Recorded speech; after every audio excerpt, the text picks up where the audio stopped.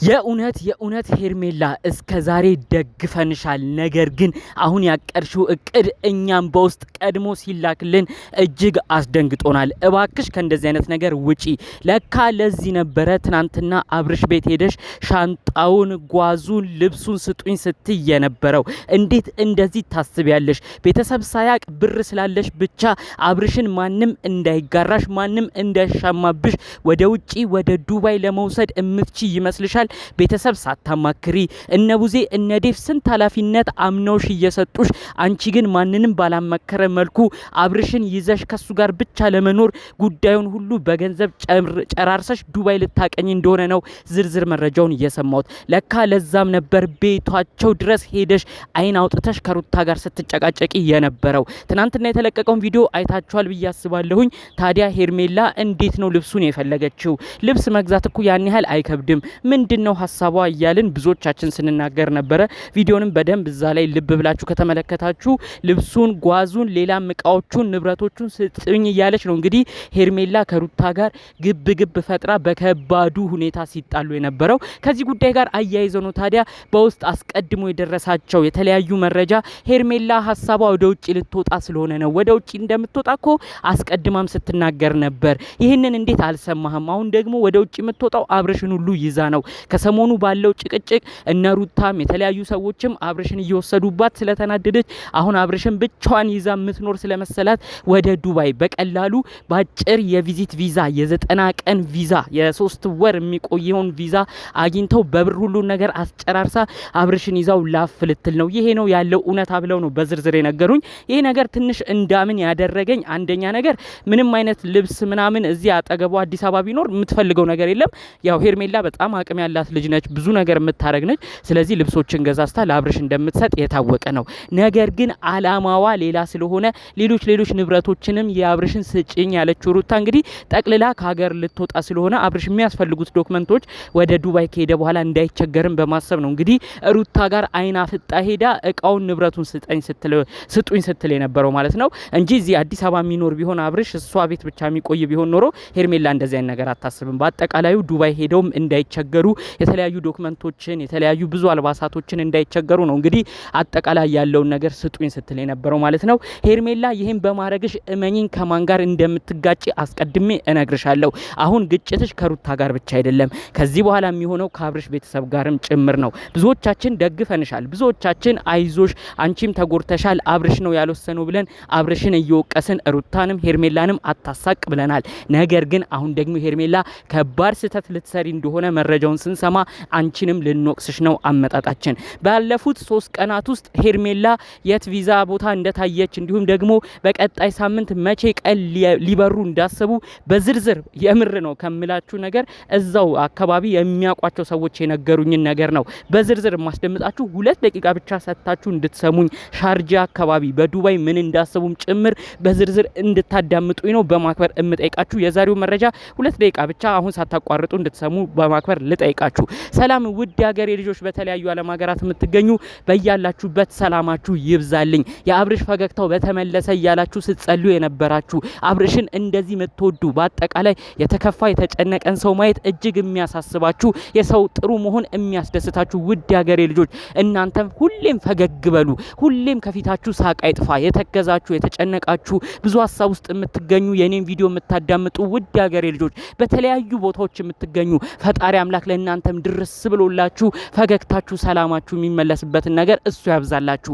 የኔ ወንድማችሁ ምርቃት የሚመቻችሁ እንደተለመደው አሜን እያላችሁ ቪዲዮዬንም ላይክ እያረጋችሁ ጀምሩ። ለብዙ ሰው እንዲደርስ ይረዳኛል። ለቤቴም አዲስ የሆናችሁ ሰዎች ሰብስክራይቡ አይረሳ። ቀጥታ ይዤ ወደ መጣሁት ዝርዝር መረጃ አመራለሁ። እንግዲህ ያው ሄርሜላን የሚያውቋት የቅርብ ሰዎች በዛ አካባቢ የተለያዩ ፕሮሰሶች ላይ እንደነበረች ነው የነገሩን። ይሄ ነገር ውሸት ይሆናል ብዬ አላስብም። ዱባይ እንኳን እነዚህ ታዋቂ ዩቲዩበሮች አይደሉም ሌላ ሰው ራሱ ዱባይን በዚህ ሰዓት ማንም ነው ደርሶ ለጉብኝት የሚመጣው። ቲክቶከሮቹን በየጊዜው ይሄዳሉ፣ ብዙ ሰው ደርሶ ይመጣል። ታዲያ እንግዲህ ሄርሜላ ግን የ90 ቀን ወይም ደግሞ የ3 ወር ቪዚት ቪዛ አግኝታ ልታቀና እንደሆነ ነው በዝርዝር መረጃውን የሰማ ነው ማለት ነው። ከዚህ ጉዳይ ጋር አያይዞ ነው ታዲያ እጅግ አስደንጋጭ ነገር ከቤተሰብ ይመጣል። ቤተሰብ መካከል ጥል ይከሰታል። ይሄ ነገር ሌላ ነገር ውስጥ ሳይገቡ እባክህ ሄርሜላን ማስጠንቀቅ ካለብም ሄርሜላን አስጠንቀቅ ተብሎ መረጃው የደረሰኝ እንግዲህ በውስጥ የተለያዩ ሰዎች ይሄን መረጃ መረጃ ሲያደርሱኝ ምንድነው ያሉት ዴቭና ቡዜ ማለትም የአብርሽ እህትና ወንድም ኃላፊነት ተሰጥቷቸዋል። አብርሽን ጠብቁ፣ አብርሽን ተንከባከቡ ተብለው በተለይ አባታቸው ጋሽዬ ቡታጅራ የሚኖሩት ጋሽዬ እህትንም ወንድምንም በጣም አስጠንቅቀዋል። ከናንተ ቅፍ አታስወጡብኝ፣ አብርሽን በሩቅም ቢሆን ተከታተሉልኝ፣ እሱን እንደ ራሳችሁ ያረጋችሁ ያዙልኝ፣ እንደኔ እንዳባቱ ያረጋችሁም ተቆጣጠሩልኝ ብለው እንግዲህ ጋሽዬ ኃላፊነት ሰጥተዋል። ለማ ለቡዜና ለዴቭ። ታዲያ እንግዲህ ሄርሜላ ቡዜና ዴቭን ሳታማክር ምክንያቱም ካማከረች እኛ አባታችንን ማደር አለ ወዴት ነው አብርሽን ይዘሽ የምትሄጁ ብለው እነሱም ይጨቃጨቋታል። ስለዚህ ማንም እንዳያጨቃጨቃት ሁሉን ነገር በሚስጥር ይዛ አብርሽን ይዛው ለመውጣት እንዳሰበች ነው በዝርዝር መረጃ የሰማሁት። ይሄ ደግሞ አያስኬድም፣ ይሄ ደግሞ ትክክል አይደለም። ሄርሜላ እንግዲህ ትልቅ ስህተት የሰራችው እነሩታ የሰሩትን መድገሟ ነው። እነሩታ ትዝ ካላችሁ አብርሽን ይዘነው ልንወጣ ነው ወደ ሆነ ሀገር ብለው እንግዲህ የዛሬ 2 ሳምንት ቪዲዮ ተሰርቶ ነበር። ብዙ ሰው ራሱ እብድ ብሎ ነበር። ይሄ ልጅ ፈዞ ባለበት ሁኔታ ምንም ራሱን አያቅም እየተባለ ባለበት ሁኔታ ሩታ ወዴት ነው ይዛ የምትሄደው ብሎ ብዙ ሰው ነው ኦኦ ሲል የነበረው። ቪዲዮንም ታውቃላችሁ። እሱን ስህተት ነው። ታዲያ ዛሬ ላይ ሄርሜላ መታ አብርሽን ብቻዋን ይዛ የምታኖር መስሏት ማንም የማይጋራት መስሏት እንግዲህ ይሄን ነገር ከቤተሰብ ጋር እንኳን ሳትማከር ውጪ ወስዳ ሰርፕራይዝ ለማድረግ ቤተሰቦቹንም እንዲሁም ደግሞ ከሩታ ደግሞ ሸሽጋ ሩታንም ለማብሸቅ ይሄንን አቅዳ እንደተነሳች በዝርዝር መረጃዎቹ ያደረሱኝ ማለት ነው። እንግዲህ ይህን ጉዳይ አስመልክቶ ምናልባት በቀጣይ ሳምንታት ውስጥ ወደ ሻርጃ አካባቢ እንደሚሄዱ ሻርጃ ሄርሜላ በፊት የምታቃቸው በተለያዩ ጉዳዮች ወደ ዱባይ እቃ ትልክ ነበር። የተለያዩ ቢዝነሶች ነበሯት። በዛ ጉዳይ በደንብ የምታቃቸው ሰዎች እንግዲህ እዛ እንዳሉ ሻርጃም ለመቀመጥ እንዳሰበች የ3 ወር የሚያቆያትን ሙሉ ወጪም የምትችልበት በደንብ አቅም እንዳላትም ጭምር ነው በዝርዝር መረጃውን እየሰማው የምገኘው ማለት ነው። ምናልባት በቀጣይ ሳምንት በድንገት ሄርሜላና አብርሽ ዱባይ ገብተው ካያችኋቸው